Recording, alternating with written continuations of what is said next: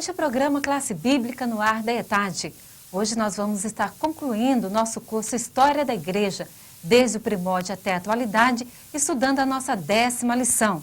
Vamos então à nossa lição número 10, que se encontra na página 151, a Igreja no Brasil. Nós vamos estar fazendo um resumo do início de várias igrejas, várias denominações no nosso país. Vamos ao esboço da lição. Primeiro texto: primeiros esforços do Evangelho na América do Sul. Segundo, implantação de igrejas no princípio. Terceiro, primórdios da Igreja Evangélica no Brasil. Quarto, igrejas luterana e metodista. Quinto, igrejas batista e presbiteriana. Sexto, a Assembleia de Deus. E o último texto, uma continuação do estudo sobre a Assembleia de Deus. Vamos aos objetivos da lição, que se encontra na página 152. Ao concluir o estudo dessa lição, você deverá ser capaz de, primeiro, citar o nome do maior divulgador da Bíblia no período de pioneirismo do Evangelho na América Latina. Segundo, dizer quem estabeleceu a primeira escola dominical no Brasil. Terceiro, mencionar o nome do pastor Huguenote que dirigiu o primeiro culto evangélico em terras brasileiras. Quarto, dar o nome do primeiro missionário metodista enviado ao Brasil. Quinto, dizer o nome do fundador da Igreja Presbiteriana no Brasil. Sexto, mencionar o nome do companheiro de missão de Gunnar Wingre. E, por último, dar o nome do primeiro pastor ordenado pela Assembleia de Deus no Brasil. Apenas relembrando a você que se ao final da lição você não alcançar esses objetivos, você deve então fazer uma revisão de toda a aula. Vamos ao texto número 1. Primeiros esforços do Evangelho na América do Sul. Nós não vamos poder estudar em detalhes, mas dentro da história do protestantismo no Brasil, nós vemos que foram duas as tentativas feitas para a implantação do protestantismo logo nos primeiros séculos de descobrimento do Brasil após 1500. A primeira tentativa foi uma tentativa francesa e a segunda uma tentativa holandesa. Não conseguiram êxito exatamente por causa da presença da Igreja Católica no Brasil desde o seu descobrimento. Nós falamos na aula passada que a Igreja Católica foi a primeira a se estabelecer tanto na América do Norte quanto na América do Sul. E nós vemos isso nos registros históricos acerca da colonização do Brasil, inclusive em pinturas acerca daquela época. Havia toda um repúdio das autoridades portuguesas, isso com o aval da Igreja Católica Romana, pela presença dos franceses e dos holandeses dentro do território brasileiro. Em função dessas dificuldades, foi muito difícil a presença dos protestantes no Brasil e o estabelecimento das igrejas. Isso não só no nosso país, como também em toda a América do Sul, porque nós fomos colonizados por portugueses e o restante da América por espanhóis, e eram países predominantemente católicos. No entanto, nós vamos encontrar uma exceção na América do Sul, que são as Guianas, exatamente porque ali não estabeleceu nem presença espanhola, nem presença portuguesa, o protestantismo alcançou mais ligeiramente lá nas Guianas do que em outros países. Um exemplo, nos diz aqui o texto, que em 1990, nas Guianas, haviam mais protestantes do que em todos os outros países juntos. Desde 1890, o Brasil reconheceu a absoluta igualdade. Se nós formos ver a história do Brasil, nós vamos perceber que exatamente no momento em que a família real portuguesa vem para o Brasil e que se abrem os portos para os britânicos, para os ingleses, é o momento em que começa a se permitir agora uma certa liberdade religiosa. Nós dizemos certa liberdade porque, na verdade, era uma liberdade vigiada, mas em função de interesses econômicos de Portugal para com a Inglaterra, então ela abre os portos e os ingleses que aqui chegam vêm não só com interesses políticos, econômicos, mas há também entre eles pessoas com interesses espirituais, com interesses religiosos, de aqui implantar o protestantismo. É interessante notar que mesmo depois de 1900, muitos países da América do Sul e da América Latina tiveram relutância em aceitar o Evangelho, em aceitar o estabelecimento das igrejas evangélicas. O Brasil foi sempre o país mais aberto a essas igrejas, à pregação da palavra de Deus. Página 154, chegam as primeiras Bíblias.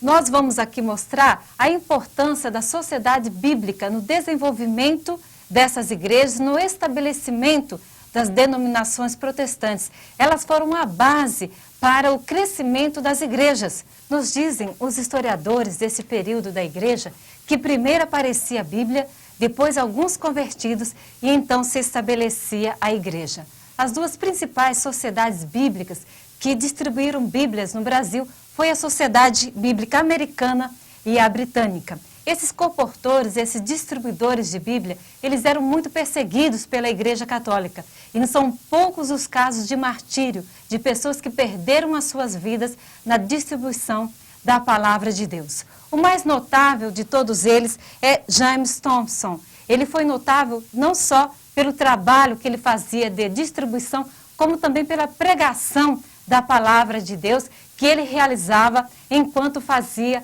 essas distribuições da palavra de Deus, não só no Brasil, mas nos diz aqui o autor, em toda a América Central, na parte ocidental da América do Sul, no México e no Caribe. E a sua vida tem sido um exemplo para aqueles que ainda hoje executam essa tarefa de disseminar a palavra de Deus através da distribuição da Bíblia Sagrada. Vamos agora ao texto 2. Implantação de igrejas no princípio.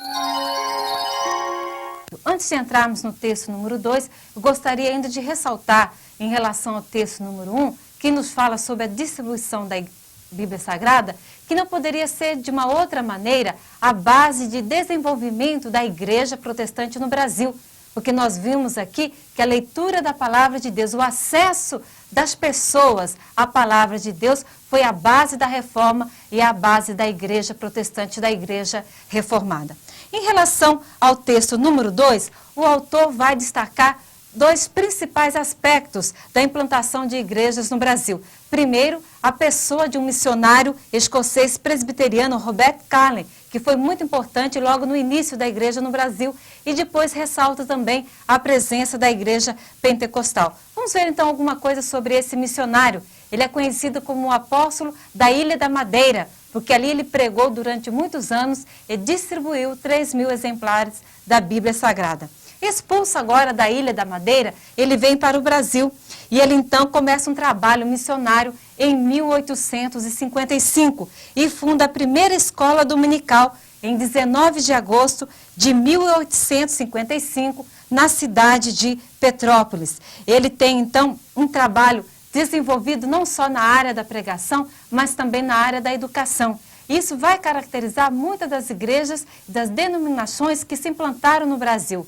Uma ênfase quase que total na área da educação, porque era uma estratégia também de evangelização. Preparava o povo para ler a palavra de Deus e dava acesso a esse povo àquilo que era a doutrina básica da igreja protestante. A liberdade é estabelecida. No começo desse século, tanto a América Latina como todo o Brasil viveu um momento de liberdade religiosa. Isso foi muito importante para não jamais o estabelecimento das igrejas, porque muitas já aqui haviam se estabelecido, para o desenvolvimento dessas igrejas e de instituições relacionadas a esses trabalhos. Primórdios pentecostais, nós estamos na página 156. Nós falamos na aula passada sobre o movimento pentecostal. O primeiro avivamento aconteceu no século XVIII. Esse segundo avivamento ele acontece no final do século XVIII e início do século XIX. E quase todas as atividades missionárias relacionadas a esse período tiveram um vínculo muito forte com este segundo avivamento que nós conhecemos como movimento pentecostal. A Assembleia de Deus, que já foi objeto do nosso estudo na última aula, nos diz aqui, o autor atribui as suas origens ao grande avivamento da Rua Azusa, em 1906, em Los Angeles, na Califórnia. Um outro movimento também pentecostal que atribui a sua origem a esse movimento de avivamento da Rua Azusa é o movimento da Igreja Congregação Cristã, porque o seu líder, Luiz Franciscon, foi então batizado com o Espírito Santo numa reunião de oração na Rua Azusa, em Los Angeles, Califórnia. É interessante observar que não somente essas duas denominações, mas muitos trabalhos pentecostais em todo o Brasil, em todo o mundo, são originários deste movimento de oração em Los Angeles e também em Chicago, um outro grande ponto de avivamento local, onde se reuniam grandes grupos de pessoas para ali buscar o batismo com o Espírito Santo. Texto número 3. Primórdios da Igreja Evangélica no Brasil. Nós agora vamos estar estudando os primeiros passos da igreja.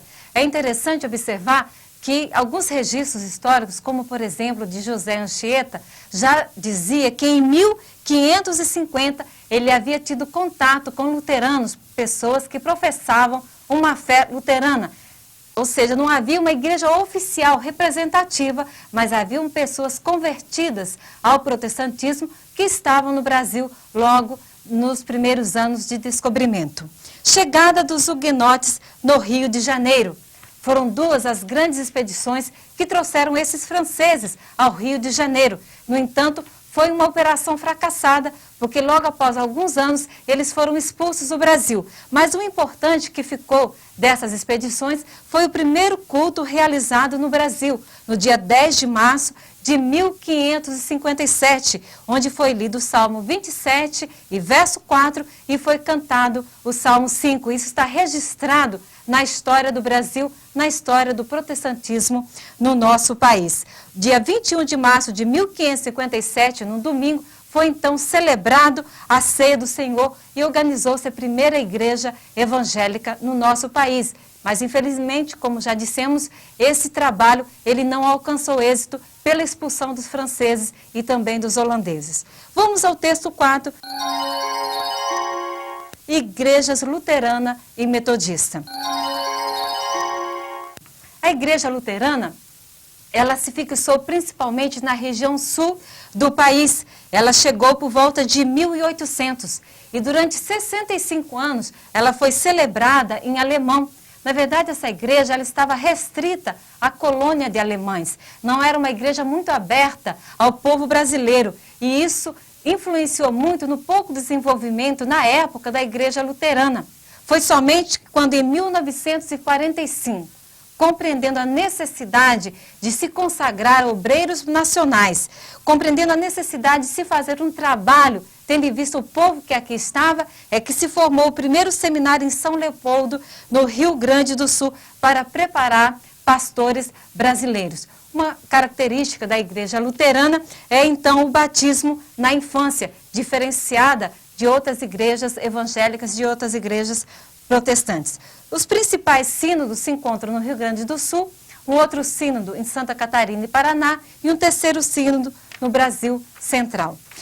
Vamos agora ao ponto administração e constituição da Igreja Luterana. A nova Constituição da Igreja Luterana prevê 4 unidades eclesiásticas. A primeira, a paróquia, que é composta de uma ou mais comunidades. A segunda, o distrito paroquial, composto de um certo número de paróquias. Terceiro, a região eclesiástica e quarto, a igreja. Vamos agora à Igreja Metodista.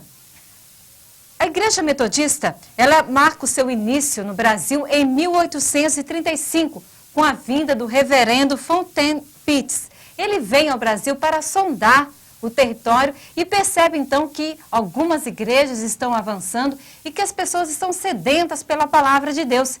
Então ele pede aos Estados Unidos, a sua igreja, que envie reforços missionários. E são muitos aqueles que vêm para o Brasil, então, já enviados como missionários, para aqui estabelecer a Igreja Metodista. E em 1886, a igreja já aqui organizada conta com 7 igrejas, 6 pregadores brasileiros, 3 missionários, pregadores itinerantes pelo Brasil, 18 e 19 membros comungantes, 169 alunos da escola dominical e 3 prédios onde funcionavam as igrejas.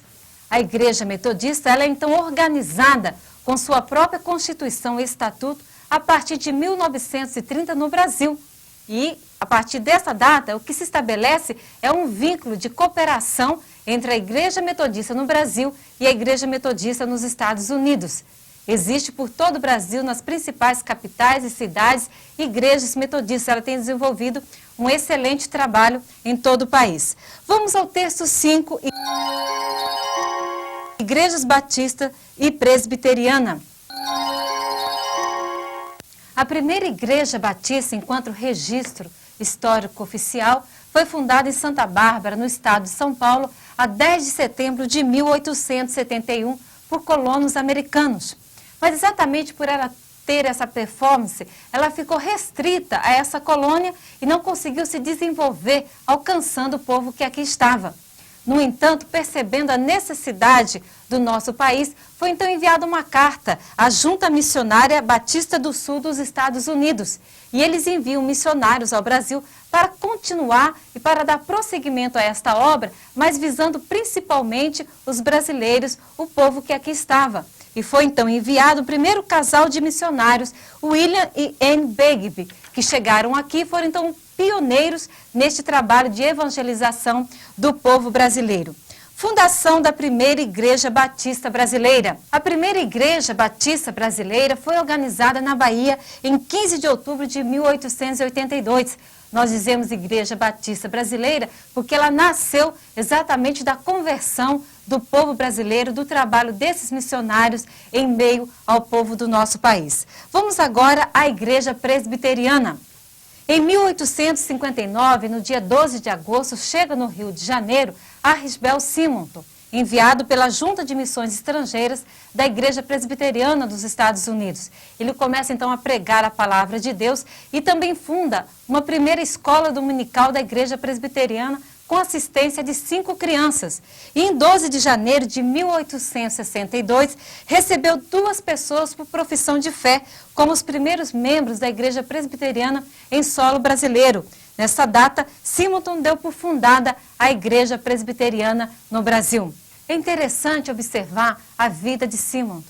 Ele foi uma pessoa muito apreciada, querida no Brasil. O exemplo que ele deixou foi seguido não só por brasileiros, mas também por missionários que aqui chegaram. Ele morreu muito cedo, com 34 anos de idade, após ter desenvolvido 10 anos de ministério no nosso país. Assumiu o seu lugar o seu cunhado, que veio então dos Estados Unidos, Alexandre Blackford. A Igreja Presbiteriana, em determinado momento da sua história no Brasil, de 1883 a 1903, ela sofre uma divisão em função de 2 situações. Primeiro, a presença de missionários estrangeiros. Uma ala da igreja não via com bons olhos essa continuidade de liderança que era exercida por missionários vindos dos Estados Unidos.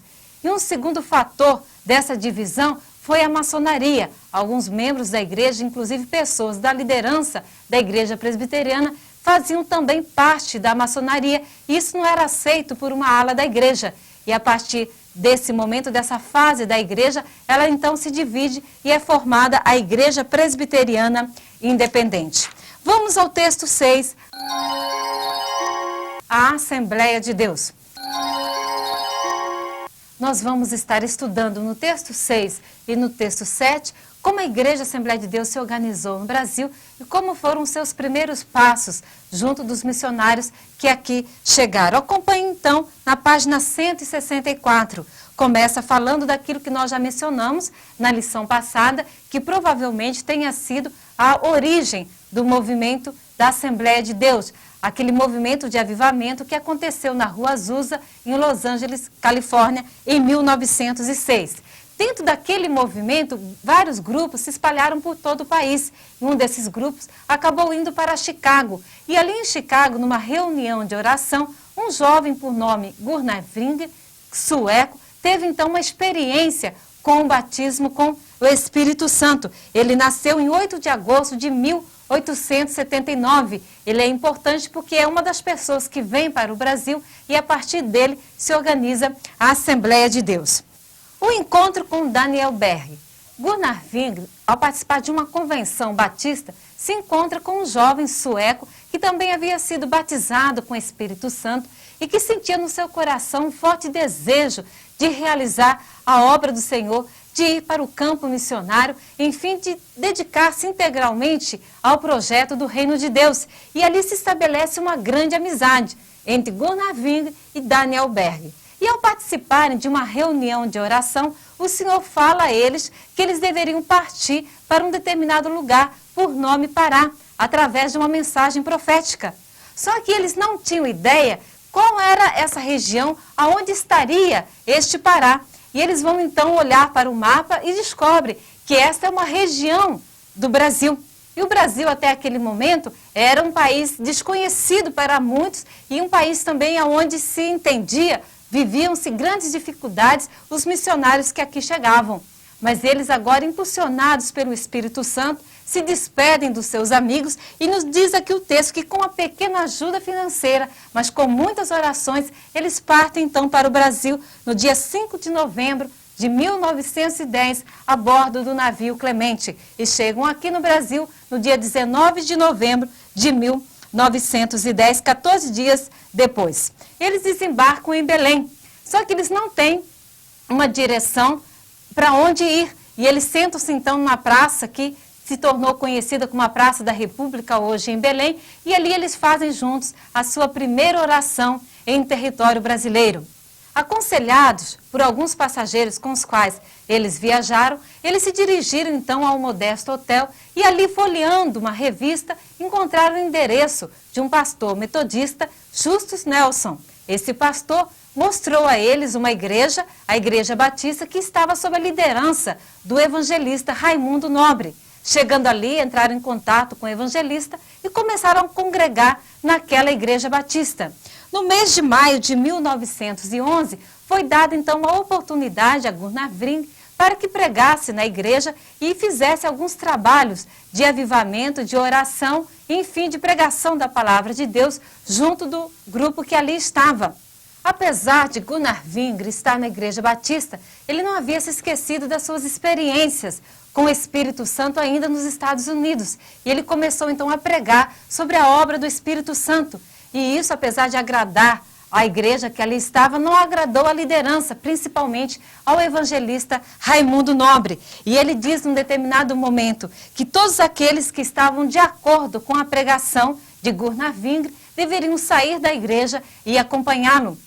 Foi exatamente por causa desse posicionamento do evangelista Raimundo Nobre que 18 irmãos que ali estavam saem da igreja e junto de Daniel Berg e de Gunnar Wingre fundam então, nós vamos estar lendo isso no texto número 7, no dia 18 de junho de 1911, a primeira Igreja Assembleia de Deus no Brasil. Essa igreja foi estabelecida na Rua Siqueira, número 67, na cidade de Belém. O movimento pentecostal não foi muito bem aceito pelas outras igrejas e houveram muitas perseguições. Para que você possa saber mais sobre isso, basta que você leia o livro de Gunnar Wingre, O Diário de um Pioneiro, e também o livro de Daniel Berg, Enviados por Deus. É interessante observar que a igreja cresce aceleradamente, principalmente pelo trabalho que é desenvolvido pelos crentes, membros da Igreja Evangélica Assembleia de Deus.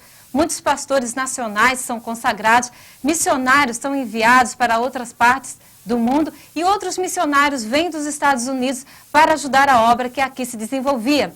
Na página 168, você tem então uma relação escrita por Emílio Conde das possíveis datas e nomes e dos possíveis fundadores da Assembleia de Deus nas principais capitais dos estados brasileiros.